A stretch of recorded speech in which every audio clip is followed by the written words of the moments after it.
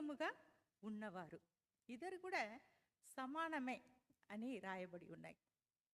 అలాగే భార్య భర్త ఇద్దరు కూడా పార్ట్నర్ కదా, నాట్ కాంపిటీటర్, పోటీదారులు కాదు, ఇద్దరు కూడా పార్ట్నర్స్.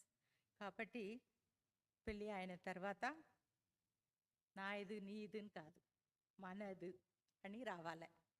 కొంతమంది కుటుంబంలో ఇట్లా గొడవ వచ్చినప్పుడు నీ కుటుంబం నా కుటుంబం అని మాట వస్తూనే ఉంటాయి కదా.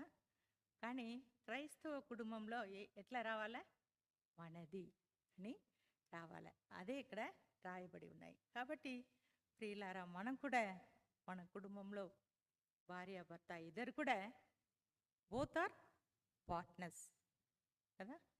అలాగే మనం ఇద్దరు